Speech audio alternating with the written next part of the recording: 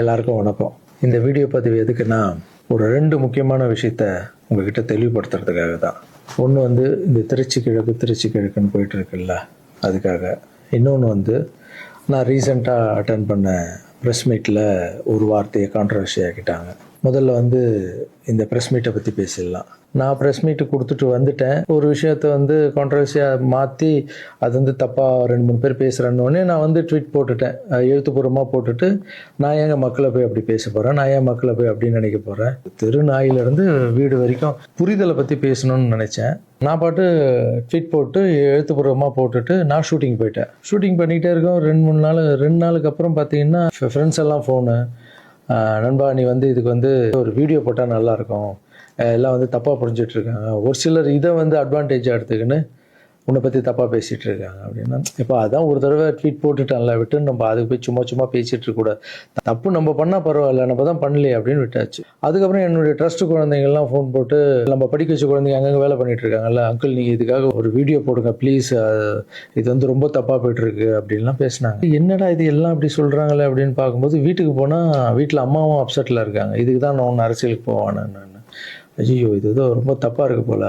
ஃப்ரெண்ட்ஸுங்கிட்ட எல்லாம் கேட்டு பார்த்தா, நம்ம சொன்ன எண்ணங்கள் வேறு, இவங்க தப்பாக பேசிகிட்டு இருக்காங்க, அதுவும் ரொம்ப தப்பாக இருக்குது அப்படின்னும் போது, எனக்கு ரொம்ப க்ளோஸான ஒரு பையன் ஒருத்தர் இருக்கார் என்னுடைய ட்ரஸ்ட்டில். அவர் பேர் ராஜகோபால். அவர் ஒரே ஃபோனில், அங்கிள் நீங்கள் இதுக்கு ஒரு ட்வீட் போட்டே ஆகணும் நீங்கள், ஏன்னா எங்கள் அம்மாண்ட இவ்வளோ கெஞ்சி எத்தனை வருஷத்துக்கு அப்புறம் அம்மா ப்ளீஸ்மான்னு சொல்லி விஜய் சார் வந்ததால் ஒரு நம்பிக்கை அம்மா போன்னு சொன்னாங்க. இப்போது இந்த விஷயம் எப்போ ஸ்டார்ட் ஆச்சோ இந்த கான்ட்ரவர்சி, அப்போத்துலேருந்து அம்மா மறுபடியும் பார்த்தியா நான் இதான் சொன்னார். ஏன்னா அம்மாவுக்கு 70 வயசு ஆகிடுச்சுப்பா, அவங்க சொல்லி புரிய வைக்க முடியாது. அம்மா ஒரு சிலர் தான் வீடியோ போடுறான், பொதுமக்களுக்கு ஒன்றுமே இல்லை, நம்ப மாட்டாங்கம்மான்னு சொன்னால் கூட அவங்களுக்கு ஒரு மாதிரி இருக்கும். வயசானவங்க அவங்க போய் எழுத்தும் பேச முடியாது. ஏன்னா நிறைய பேர் நான் பார்க்குறேன், இன்னும் எல்லாத்துக்கும் அம்மான்னு. அம்மா தானே சார் எனக்கு.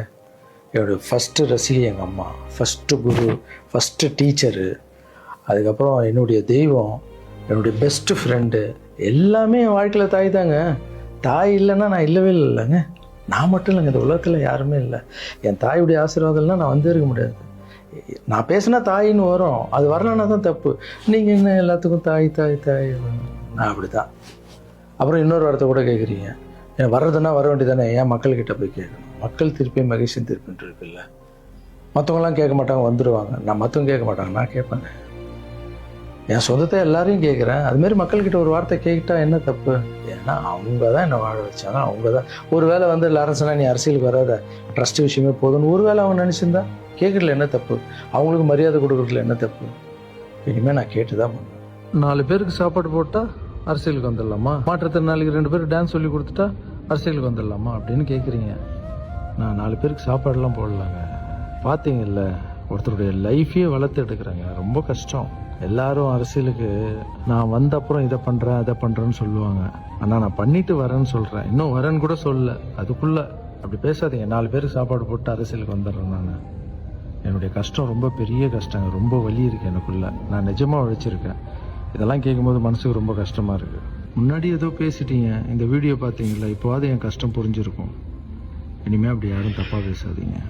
இந்த திருச்சி கிழக்கு தொகுதி, ஸோ நிறைய பேர் இடத்துல பார்த்தீங்கன்னா திருச்சி தொகுதியில் லாரன்ஸ் மாஸ்டர் நிற்கிறாரு. நிறைய பேர் அண்ணா நீங்கள் வாங்கண்ணா, நீங்கள் வந்தால் நாங்கள் ஓட் போடுறோண்ணா, வெல்கம்ண்ணா, இதெல்லாம் சொல்கிறீங்க. நான் ஷூட்டிங் போகிற இடத்துல, நான் ஏதாவது ஆஃபீஸ் போனால் கூட வாங்க எம்எல்ஏ சார் திருச்சி தொகுதியில் நிற்கிறீங்களா, எல்லாரும் சந்தோஷமாக கூப்பிட்டீங்க, அன்பாக கூப்பிட்டீங்க. உங்கள் அன்புக்கு எல்லாருக்கும் நன்றி.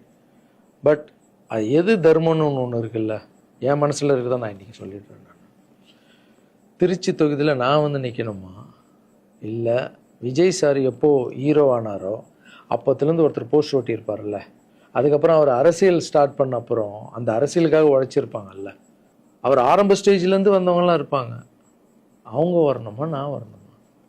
விஜய் சார் வீட்டில் இன்னும் எத்தனை பேர் திருச்சிக்காக வெயிட் பண்ணிகிட்டு இருக்காங்களோ நம்மளுக்கு என்ன தெரியும்? அது விஜய் சார் டிசைட் பண்ணணும்.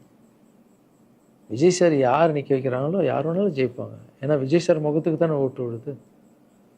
ஸோ அந்த இடத்துல போய் நான் போய் நிற்கிறதுன்றது அது தர்மமே இல்லைல்ல. யாரோ ஒருத்தர் விதை போடுவாங்க, அங்கே செடி முளைக்கும், அதுக்கு வேலி கட்டுவாங்க, அதை பாதுகாப்பாங்க. ஒரு மரம் ஒன்று வரும், அந்த மரத்தில் ஒரு பழம் வரும். அந்த பழத்தை நான் எடுத்து சாப்பிட்ணுமா, விதை போட்டவங்க சாப்பிடணுமா? ஒரு வேளை நம்ம போய் சேரணும்னா எப்படி தெரியுமா சேரணும்? ஃபஸ்ட்டு உறுப்பினராக போய் சேரணும். உறுப்பினராக சேர்ந்து அந்த கட்சிக்காக 3 வருஷம் உழைக்கணும், 4 வருஷம் உழைக்கணும். கட்சியுடைய எல்லா நலத்திட்டங்களையும் எடுத்துன்னு போய் வெளியே சொல்லணும். கடமையை செய் பலனை எதிர்பார்க்காதன்றது தான் என்னுடைய கோட்டை. உழைக்கணும். அப்புறம் கட்சி மேலிடம் பார்த்து சிஎம் பார்த்து நல்லா உழைக்கிறாங்க ஒரு போஸ்ட்டு கொடுத்தா அந்த போஸ்ட்டில் நம்ம இருந்து என்ன பண்ணணுமோ அதை பண்ணணும். அது தர்மம். நான் ஃபஸ்ட்டு என்னுடைய நிலைப்பாடை சொல்கிறேன். நான் எதுக்கு அரசியல் வந்திருக்கேன், ஏன் வந்திருக்கேன், யார் கூட போக போகிறேன் அப்படின்றத இன்ஃபார்ம் பண்ணுறேன். ஒரே ஒரு விஷயம் அவர்கிட்ட ஹெல்ப் கேட்க போகிறேன். எனக்காக இல்லை, எப்படி நம்ம ஹெல்ப் கேட்க போகிறேன். கலைஞர் ஐயா இருந்தார். அவர் இருக்கும்போது நான் ஒரு சில குழந்தைங்கிட்ட ஆப்ரேஷனுக்கெல்லாம் ஹெல்ப் கேட்டேன், அவரும் பண்ணார். அதுக்கப்புறம் உதயநிதி ஸ்டாலின் சார் அவர்கிட்ட இப்போ தான் லேட்டஸ்ட்டாக ஒரு 2 மாதத்துக்கு முன்னாடி என்னுடைய மாற்றுத்திறனாளி பசங்க மல்லர் கம்பம் கற்றுக்கிட்டாங்க. மல்லர் கம்பம்னா ஒரு கட்டையை வச்சுட்டு அதுக்குள்ளே டான்ஸ் ஆடுறது கஷ்டப்பட்டு கற்றுக்கிட்டாங்க.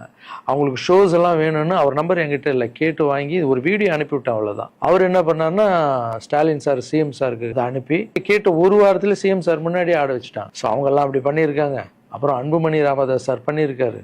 நிறைய குழந்தைங்க ஆப்ரேஷன். அவர் ஹெல்த் மினிஸ்டராக இருக்கும்போது, நீங்களே நடிகராக இருக்கும்போது நான் ஒரு குழந்தைய கூப்பிட்டு வந்தேன், நீங்களே உங்கள் சொந்த காசை போட்டு ஆப்ரேஷன் பண்ணி அந்த குழந்தைய காப்பாற்றி கொடு. நடிகராக இருக்கும்போதே ஒரு குழந்தைய காப்பாற்றிங்க, இப்போ சிஎம் ஆகிட்டீங்க, தைரியமாக வந்து உரிமையோடு கேட்பேன். ஒரு 1000 குழந்தைக்கு பண்ணு. 1000 என்ன நீங்கள் நினச்சா என்ன வேணால் பண்ணலாம் உங்கள் மினிஸ்டர்ஸ் கிட்ட சொல்லி. அது உரிமையோடு வந்து நான் போய் கேட்குறதில்ல, நியாயம் இருக்குது. அது சிஎம் பண்ணும்போது அதை வெளியே வந்து சிஎம் எனக்காக என் நண்பர் வந்து இத்தனை ஆப்ரேஷன் பண்ணார், இத்தனை குழந்தைங்க இந்த ஹெல்ப் பண்ணாருன்னு அப்போ பெருமையாக சொல்லிக்கலாம். நம்ம அதுக்குன்னு ஃபீல் பண்ணுறாதீங்க. அண்ணன் அரசியலுக்கு வரமாட்டார் போல். திருச்சி கிழக்கில் தான் நிற்கலன்னு சொன்னேன், அதுதான் தர்மம் இல்லைன்னு சொன்னேன். வேற எங்கேயும் நிற்கலன்னு சொல்லலை. நிற்போம் பொறுமையாக, அடி மேலே அடி எடுத்து வச்சு அவசரப்பட்டு என்ன இது சீக்கிரம் வாங்கலாம் அப்படின்னு சொல்கிறேன். என்ன காய்கறி கடையாக போய் வாங்குறதுக்கு? இவ்வளோ நாள் நம்ம உழைச்சி காப்பாற்றி வச்ச பேரெல்லாம் ஒருத்தருக்கு போய் சரண்டர் பண்ணிவிட்டு அவங்களுக்காக உழைக்க போகிறோம்னா அங்கே நம்மளுக்கு சீட்டு வேணாம், எதுவும் வேணாம், மரியாதை. எங்கே நம்மளுக்கு மரியாதை நல்லா கிடைக்குதோ, யார் கூட போய் சேர்ந்தால் மக்களுக்கு நல்லது நடக்குமோ எல்லாம் திங்க் பண்ணி அழகாக பண்ணுவோம். ஏதோ ஈஸியாக கிடைக்குதுன்னு எம்எல்ஏ சீட்டில் வந்து உட்காந்துக்கிட்டு இல்லை மினிஸ்டர் சீட்டில் உட்காந்துட்டு பதவி அனுபவிக்கிறதுக்காக வருவேன்னா, என் சுயநலத்துக்காக வரேன்னா, இல்லை மக்கள் பின்னாடி வந்து நிற்கிறேன், மக்கள் பிரச்சனைக்காக நான் வரேன். மக்கள் பிரச்சனைக்கு வர்றது தானே இங்கே கரெக்டான ஒரு விஷயம். இப்போ ஏதோ ஆசைக்கு ஏதோ கூப்பிட்றாங்க, அப்போ நம்ம போயிட்டு பதவி அனுபவிக்கலான்றது தப்பு இல்லைங்க. அதுதான் என்கிட்ட ஆல்ரெடி இருக்கேன், நான் சந்தோஷமாக தானே இருக்கேன், என்கிட்ட எல்லாமே இருக்கேன். மக்கள் பிரச்சனைக்காக நம்ம வந்து எங்கே போகணும், யார் கூட போகணும், எப்படியாப்பட்ட அரசியலை கையில் எடுத்தால் மக்களுக்கு நல்லது நடக்கும்ன்றத நல்லா திங்க் பண்ணி பொறுமையாக நானே உங்களுக்கு இன்ஃபார்ம் பண்ணுறேன். 2 படம் போயிட்டு எவ்வளோ சீக்கிரம் சொல்ல முடியும்னு நான் உங்களுக்கு சொல்கிறேன். தேங்க்யூ. சர்வீஸ் இஸ் காட் மாற்றம், சேவையே கடும். பாய்.